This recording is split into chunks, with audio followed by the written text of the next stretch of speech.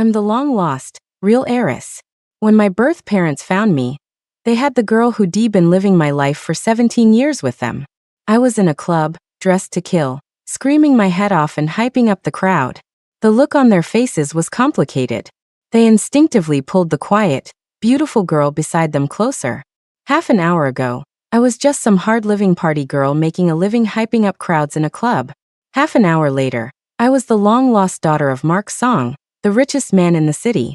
In the VIP room, four people sat stiffly, with a quiet, beautiful girl who looked like a princess at their center. A regal-looking woman with teary eyes choked back a sob and asked me carefully, "Are you Ava Smith, 17, from Hengshui Village?" I spit out my gum. "Yep," I croaked, my voice sounding like a dying duck in the silent room. "I'd been screaming too hard tonight. I'd have to ask my manager for a bonus." The woman couldn't hold it in anymore. She pulled me into a hug and burst into tears. "My poor daughter, you've suffered so much. I'm your mother, your real mother. I'll never lose you again." I was a little dazed. I looked past her and saw a distinguished, mature man take off his glasses to rub his eyes. I clenched my fists and just let her cry on me. A young man came over, helped the woman up, and looked me up and down with obvious distaste. Still, he led us over to the sofa. He told me he was my biological brother, Leo Song, which meant, of course, that the other man was my rich dad. The girl they were all clustered around, Luna, scooted a huge step back and covered her nose and mouth as I approached. I narrowed my eyes and frowned. My rich dad immediately leaned in and whispered something to her. The woman, who had just been sobbing her heart out, let go of my hand and turned to hug the other girl protectively, saying to me, "Luna is allergic to alcohol. Ava, have you been drinking?" I shook my head. I probably just reeked of the stuff. My dear brother immediately yanked me up and started hustling me towards the door like I had the plague. "Ava, you're still a student. From now on, you're forbidden from dressing like a call girl, and you can't be around alcohol. It could kill Luna." I slapped his hand away and stared at Luna.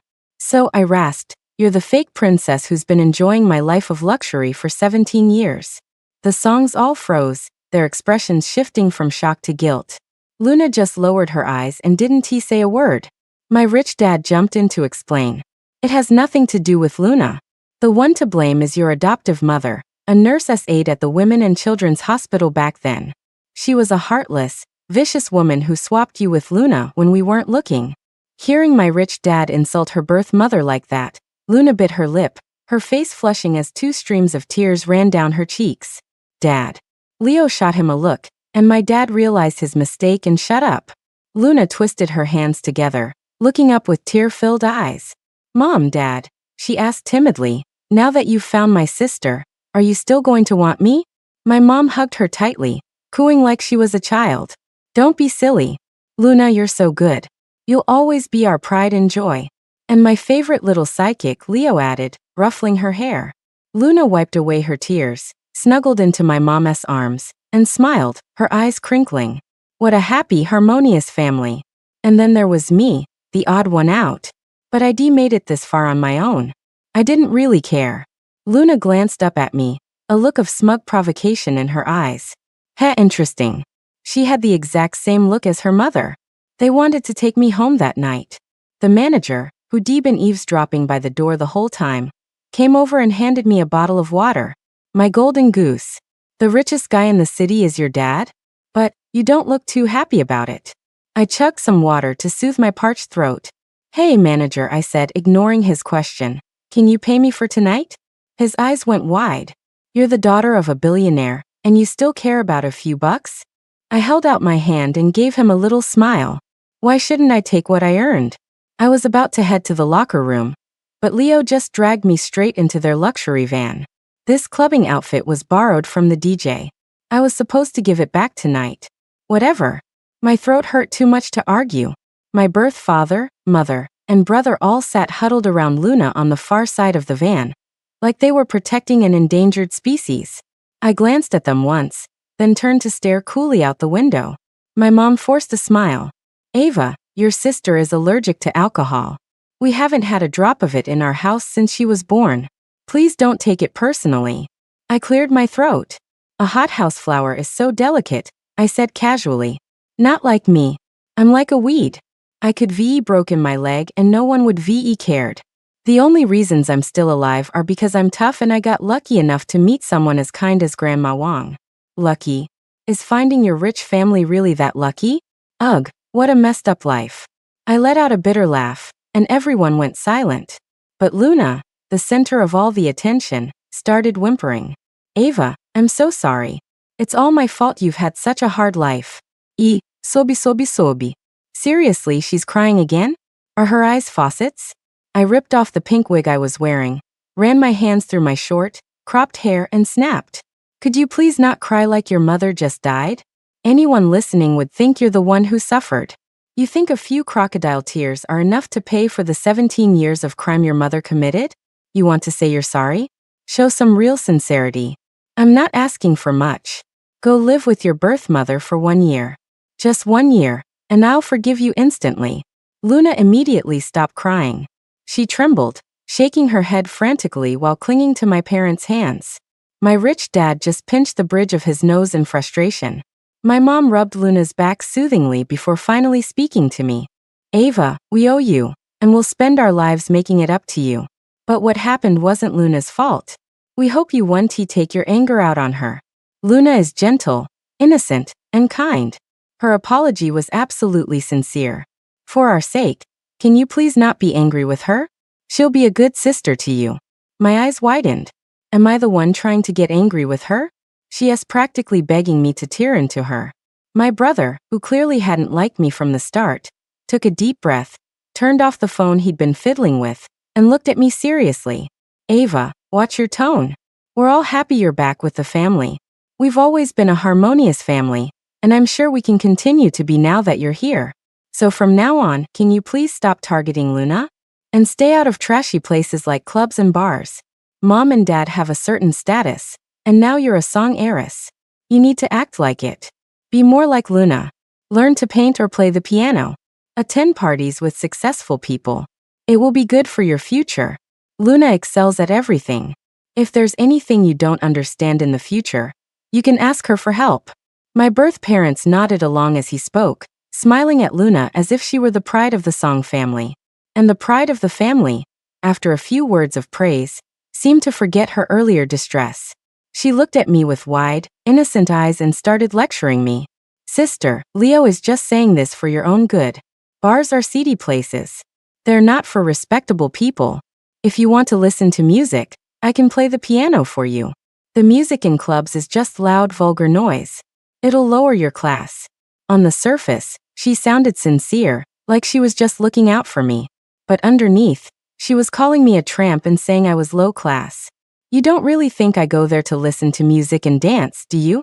A princess truly doesn't understand the hardships of the common folk.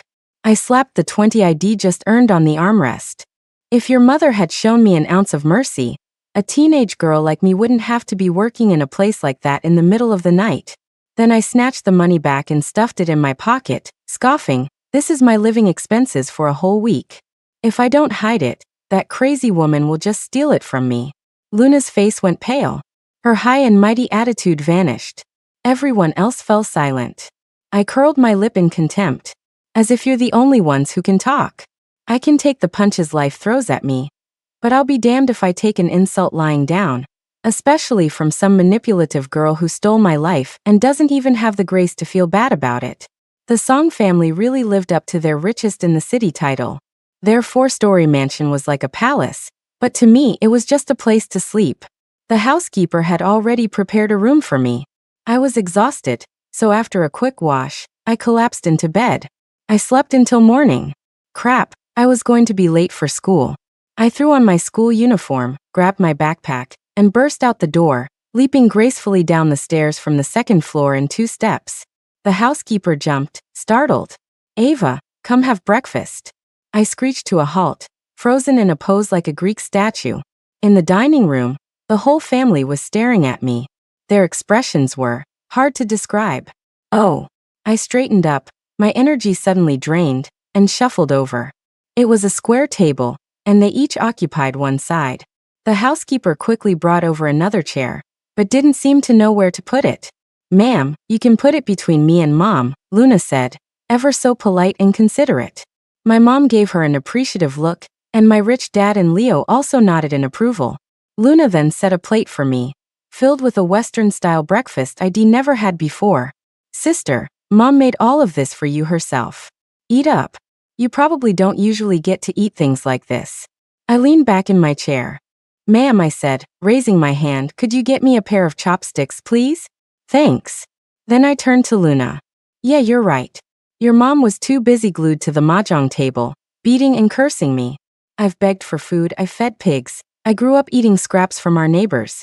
The fact that I didn't starve to death is a miracle. Luna bit her lip, her eyes filled with venom.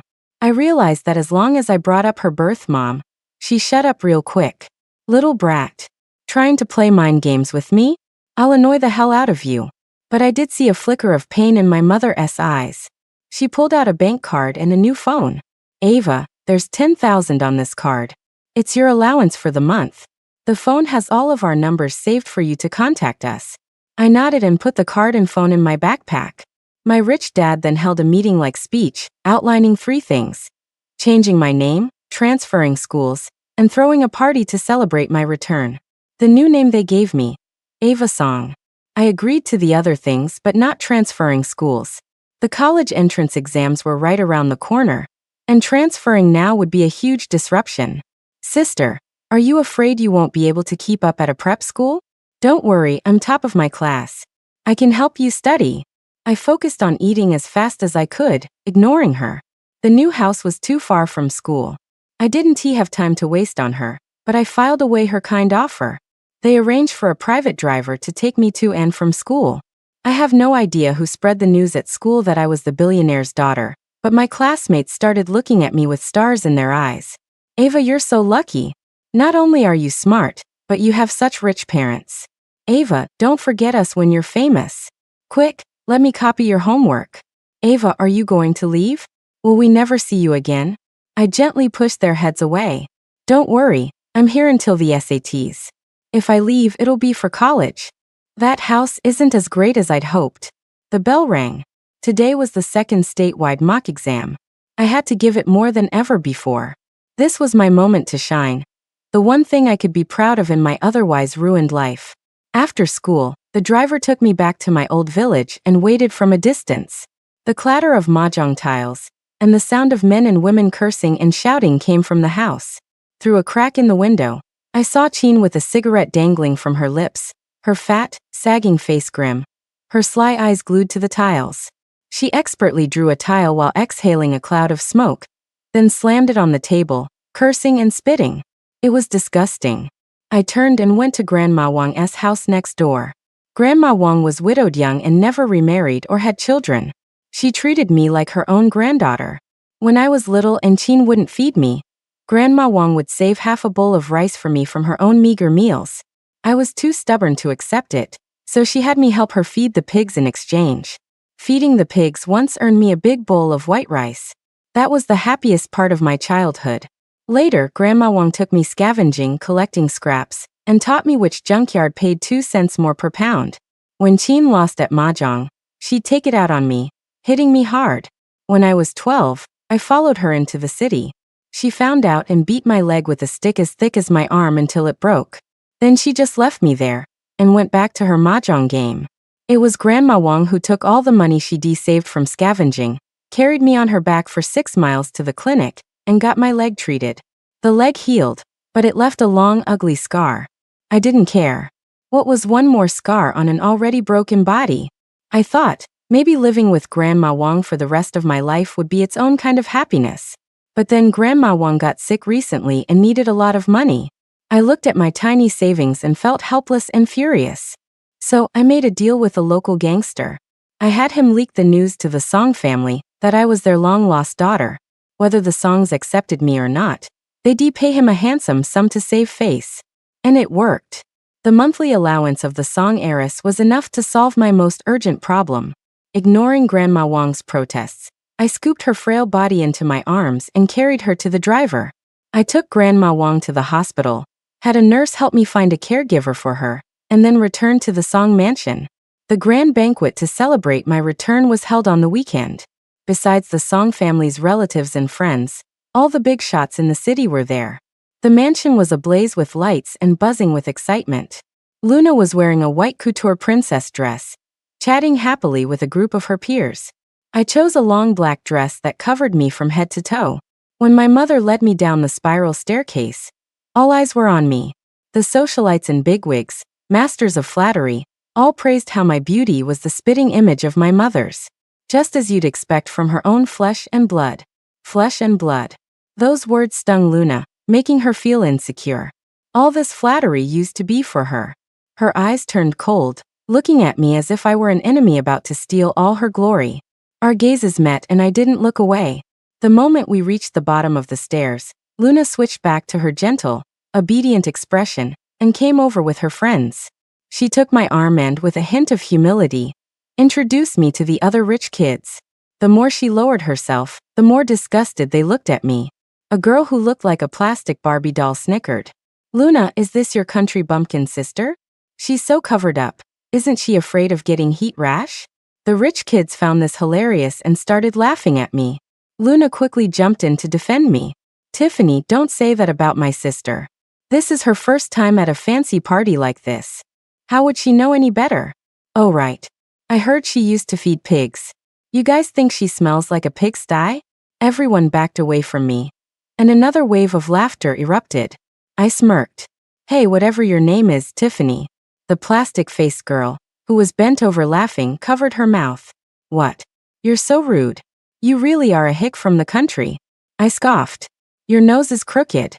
She shrieked in terror, frantically touching her nose and then pulling out a compact mirror to inspect it obsessively.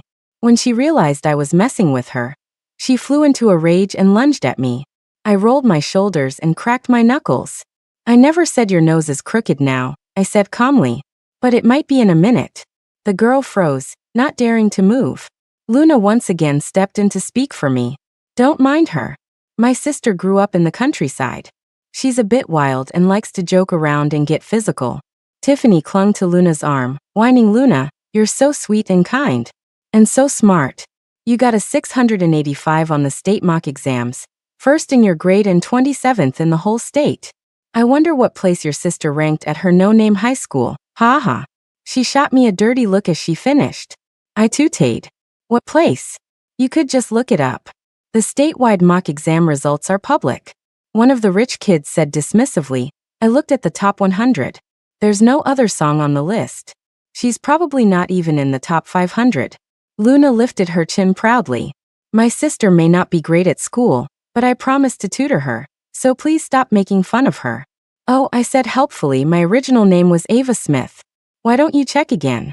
There were 2 seconds of silence. Then another rich kid stammered in shock. "Ava Smith, she's second. In the whole state." The smile froze on Luna's face. She snatched the phone, her breathing quickening as her eyes bulged in disbelief. I sneered internally. A bunch of arrogant idiots. It took a long moment for Luna to compose herself, her mouth twitching. "Wow, my sister sure is full of surprises, ha ha." She turned and pulled out a gift box, trying to change the subject. She smiled sweetly at me. "Sister, I picked this gift out for you myself. I hope you like it." I knew without even looking that the gift inside was expensive, and I was sure it was something useless to me, its only purpose being to humiliate the country bumpkin in this setting.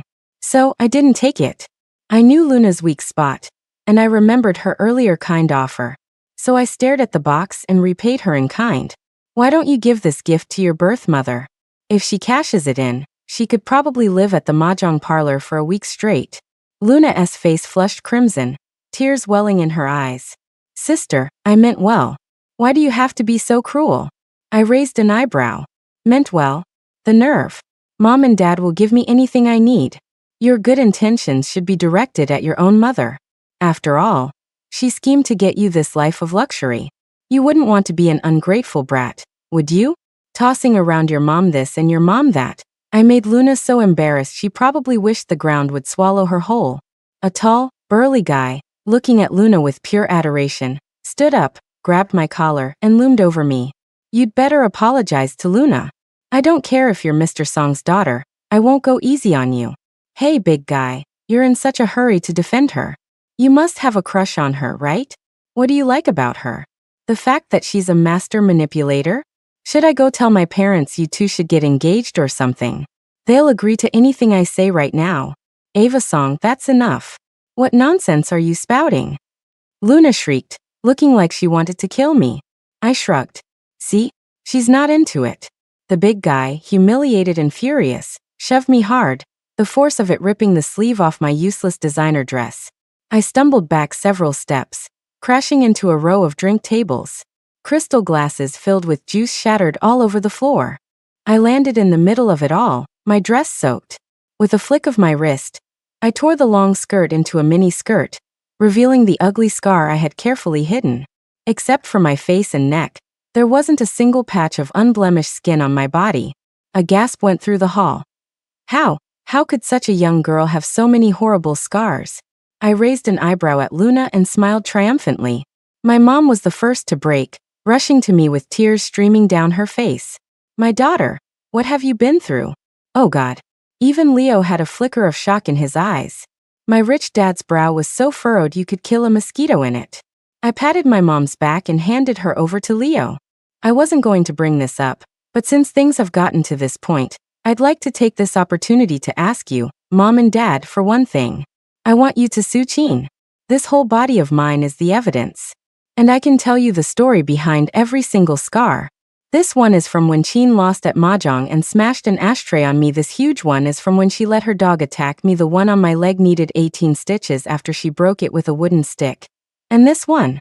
Most of the guests and friends had heard my story, but they didn't know the details. Seeing my shocking injuries, they were outraged on my behalf, their glares like daggers aimed at Luna behind me. Inhuman. What kind of monster would do that to a child? She's a demon, not a human being. She needs to face justice. I can't watch this, it's too horrible. I don't know how this poor girl survived. My rich dad stepped forward, his face full of guilt. Ava, that's enough. I shut my mouth as he asked. I didn't want to relive those painful memories either. Every time I remembered, it was like being flayed alive. This would be the last time. The butler promptly saw the guests out. It was time for a closed-door discussion. To my surprise, all three of them unanimously decided not to press charges against Chin. Ava, my rich dad said, we will make up for what you've suffered, but let's just drop the idea of suing Chin. My heart went cold. I turned to my mom.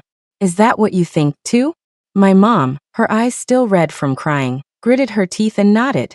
Ava, karma will get her eventually. Chin will pay for what she did. Please don't make things difficult for us and for Luna, okay? I slumped onto the sofa, defeated.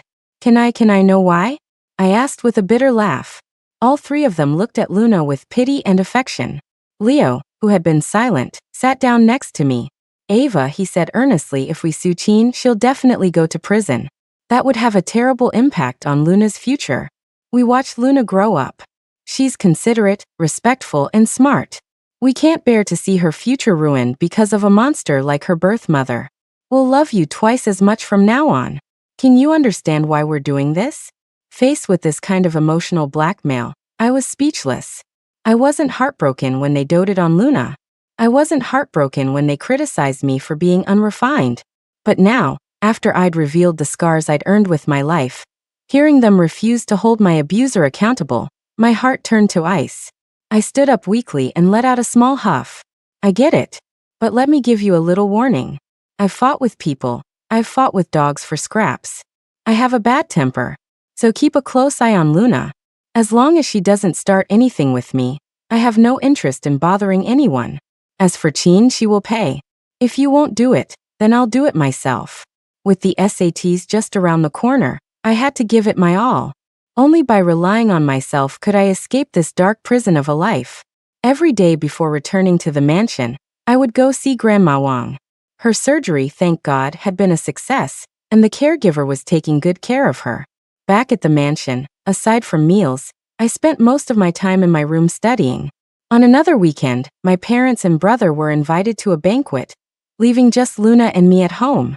I studied until 8, then went downstairs for a glass of water. Just as I was about to go back to my room, Luna blocked my way. Ava Song, stop right there. Ever since the family took her side and decided not to go after Chin, Luna didn't even bother pretending around me anymore. No more tears, no more fake humility. She spoke to me with the tone of the real Miss Song. I rolled my eyes and tried to walk past her. Just then, the housekeeper passed by downstairs, and Luna's face instantly changed. Sister, Mom and Dad are out. Can you talk with me for a bit? If I just pushed past her, the family would hear about it and call me rude again. Besides, I was curious to see what kind of twisted plan she'd cooked up this time. I snapped my fingers at the housekeeper downstairs. She looked up and called out, Mississippi Ava, Mississippi Luna. Ma'am, could you come up here for a second? The housekeeper came up and stood against the wall, between me and Luna. I smiled. Ma'am, I need you to be a witness, just in case someone decides to grab my hand and throw themselves down the stairs, and then blame it on me. The housekeeper froze, looking at us with a confused expression. Luna looked like a thief who'd just been caught, her face a whirlwind of emotions. I sneered. All right. What did you want to talk about? The floor is yours. Ma'am, stand back a bit, Luna snapped at the housekeeper. I need to tell my sister a secret. The housekeeper only moved away after she saw me nod. Luna flashed a triumphant smile. Sister, what college are you applying to? I want to make sure I don't accidentally end up at the same one. Don't worry. You couldn't get into the schools I'm aiming for. Luna's face darkened, her tone icy. Ava Song, what's so great about good grades? Your parents still don't love you. You're their real daughter, but I'm the one they prefer, the one who was swapped at birth. She successfully got under my skin. I gritted my teeth and glared at her. Luna pressed her advantage. Ava Song, I'll tell you something else, but you can't tell Mom, okay? Seeing me too angry to speak, she looked incredibly smug. Dad actually knew about you a long time ago. He just didn't want to come find you. Do you know why? What did you say? I seethed. Because he knew that growing up in that environment, you'd be rotten to the core. Even if he brought you back, you'd be beyond saving. It was better to just give you up. Every word was a knife to the heart. I was furious. I picked up my glass and threw the water in her face. She lowered her head, then looked up with a sinister smile that sent a shiver down my spine. My dear sister, you fell for it. Then she collapsed, clutching her face and writhing on the floor, screaming. Ah, my face. Help me help. Sister, why did you throw alcohol on me? You knew I was allergic. Call an ambulance. Call an ambulance. And at that exact moment, the rest of the family walked through the door, having just returned from their banquet. They saw everything. Leo immediately ran up the stairs in 3 bounds and scooped Luna into his arms. When she moved her hands, her face was covered in a red rash. My rich dad rushed over and demanded to know what happened from the housekeeper. The housekeeper didn't know what we had said, only that she saw me throw water on Luna. My rich dad snatched the cup from my hand, sniffed it, and glared at me. Why is there alcohol in this cup? Before I could explain, he raised his hand and slapped me, hard, shattering the cup. And shattering my heart. My head snapped to the side, and I tasted blood.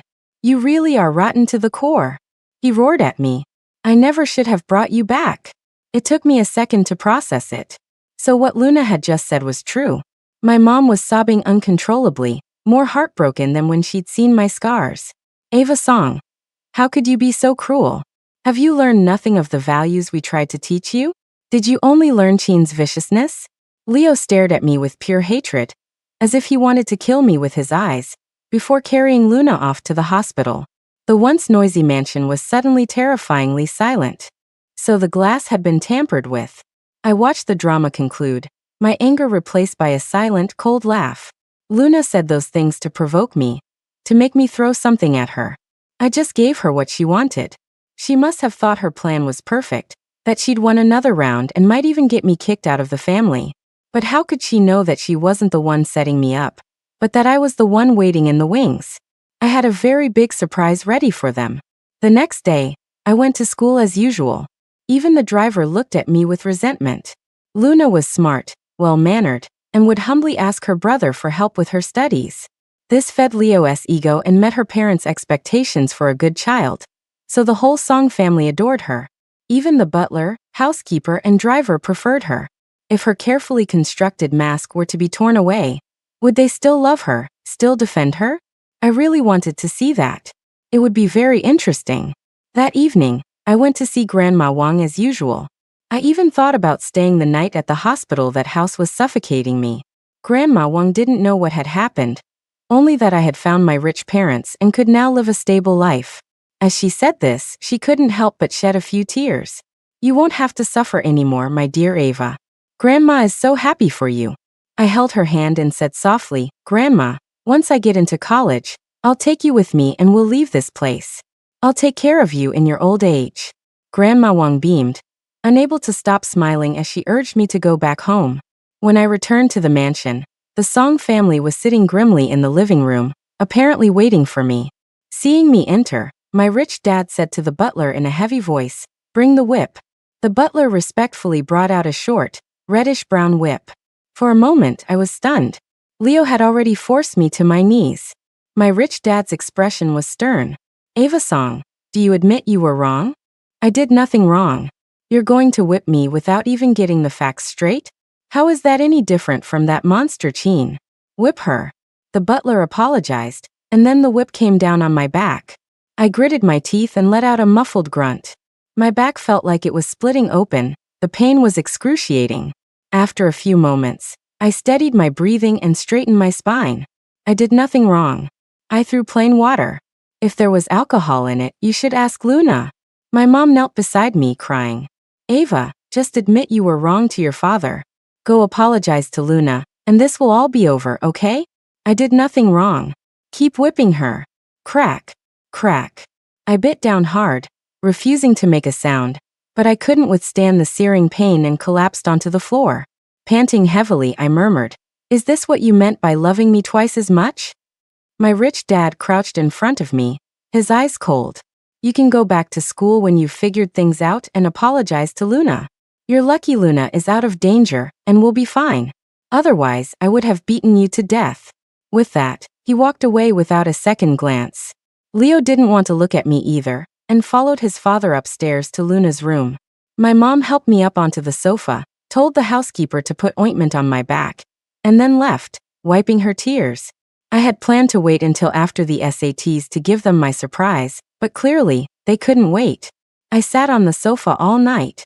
The next morning, the Song family came downstairs, helping Luna to breakfast, ignoring me completely. I walked dejectedly to the dining table and said to my rich dad, Dad, I know I was wrong. My rich dad's face remained cold.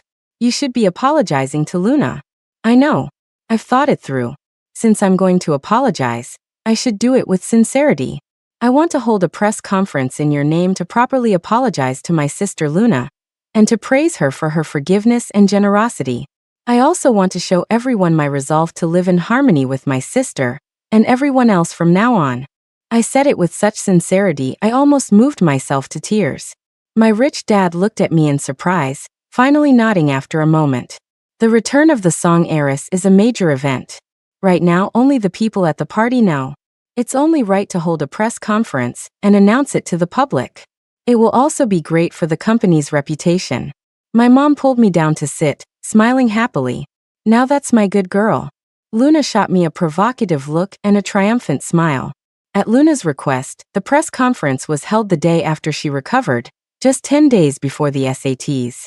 The conference room was packed with reporters from every outlet and influencers looking for clout. Leo hosted the event. My parents sat in the front row, beaming. Luna sat on the stage, smiling and waving at the reporters, striking various poses for the cameras. I stood beside her, my face blank, my eyes fixed on the entrance to the room. Only when I saw the familiar, trembling figure of Chin appear in my line of sight, did I let out a long, relieved sigh. Now that everyone was here, I signaled that we could begin. Leo was good at the corporate speak. He first introduced me as the long-lost Song heiress and gave a brief, glossed-over account of how I was switched at birth. He droned on for half an hour before finally getting to the main event. Leo handed me the microphone and went to sit with his parents. I took a deep breath, met my parents' hopeful gazes, and began.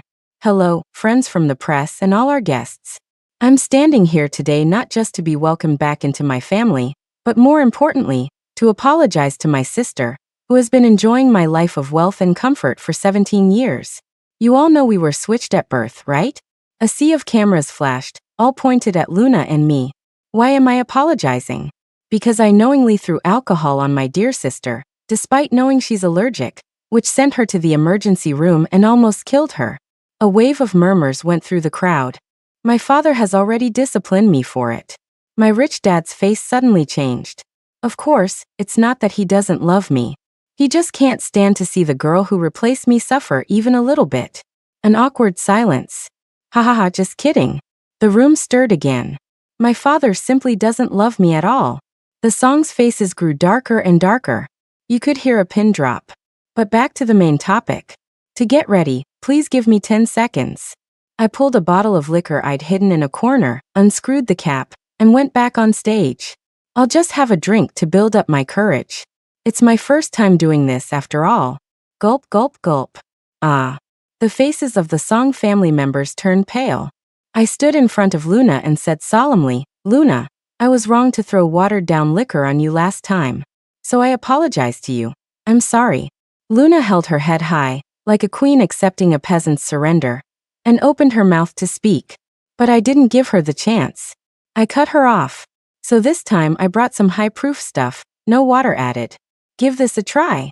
Ignoring the shouts of protest from the Song family, I lifted my hand and poured the entire bottle over Luna's head. Ah. Luna's shriek echoed through the conference room. Call an ambulance. Call an ambulance. My rich dad yelled, losing all composure. Following the family's lead, the room descended into chaos. I watched them run around like headless chickens and laughed. My calm voice boomed from the microphone. Dad, you've been tricked by Chin. See, your precious daughter is perfectly fine, isn't she? Luna sat frozen in her seat, stunned. The allergic reaction she was supposed to have never came. The Song family stared at Luna, then at each other. For so long it felt like time had stopped. In case they didn't get it, I explained further. Luna isn't allergic to alcohol at all. The whole, I almost died because she threw alcohol on me thing was a complete act she staged to frame me. With Luna herself as the living proof, she had no defense. The room erupted. I can't believe a girl that young could be so malicious, putting herself in danger just to frame someone else. That's terrifying. A person like that in society is a ticking time bomb. I thought the Song family was so respectable. How could they raise such a black-hearted person? Facing a torrent of accusations, the Song family was utterly humiliated. This was probably the most disgraceful moment of their lives. Luna's face was as white as a sheet. Under the scornful gazes and mocking words of the crowd, she was mortified, tears streaming down her face as she sobbed uncontrollably. Leo asked with difficulty, Luna, did you really frame Ava? Why? My rich dad, refusing to give up, rushed onto the stage, grabbed Luna's shoulders, and shook her violently. Why aren't you having a reaction? Why not? Watching their ugly display, I just felt disgusted. That was just an excuse Chin made up, preying on your sympathy, so you would choose to raise Luna. The weak need more love, don't they, Dad? My rich dad's gaze flickered between me and Luna. Suddenly, he screamed like a madman. Liar! Liar! You're all liars! Luna trembled, crying softly, no, it's not like that, it's not. My mom finally sensed something was wrong. She looked at me with terrified eyes. Ava, what do you mean? Mark Song. You saw Chin again after that, didn't you? Huh. Say something. I started to feel a little sorry for my mother. Oh, my dear mother, Luna was always Dad's daughter with Chin. Right, Chin? Following my gaze, everyone turned to look at Chin at the entrance. Her face was puffy and worn, her eyes venomous. You framed my daughter. I'll kill you, you little bastard. Chin shrieked, grabbing a chair and rushing toward me. Ha! Did she think she was still in her house where she could do whatever she wanted? Before she could even get close, security had her pinned down. You little witch. You deliberately lured me here. You ruined Luna. You'll die a horrible death. Everyone was stunned by this explosive revelation. After a moment of shock, they all turned their cameras on my rich dad and Chin, asking for a comment. My usually composed rich dad completely lost it, shoving reporters and screaming at them to get out. My elegant mother also abandoned all pretense of decorum, crazily hitting and tearing at my rich dad. Leo, no longer the gentleman, viciously threw Luna to the ground. The scene was pure chaos. The taste of misplaced trust, of being deceived and played for a fool, of guilt and regret. It doesn't feel good, does it? I despised every single one of them equally, seeing as they couldn't get a straight answer out of the two main culprits. The reporters turned their attention to me. So, while they were busy fighting, I told the reporters a story. Ever since I could remember, Jean would go to the city once a year. And every time she came back, she would beat me viciously and forbid me from calling her mom. I didn't know why back then, but now I understood. She must have seen her own daughter, Luna, being close to my real mother, and she was jealous and hateful. When I was 12, I followed her to the city and saw her holding a little girl's hand, smiling with a tenderness I had never seen. That's when I knew she wasn't always so vicious, just to me. There was a man standing next to her, a younger version of my rich dad. Jean told him she was raising me well, and there was nothing to worry about, so the man never asked any more questions. But on the way back, Jean discovered I had followed her. She dragged me home and broke my leg. After that, she never went to the city again. She didn't have to work, she just played mahjong all day. I guess the man gave her money.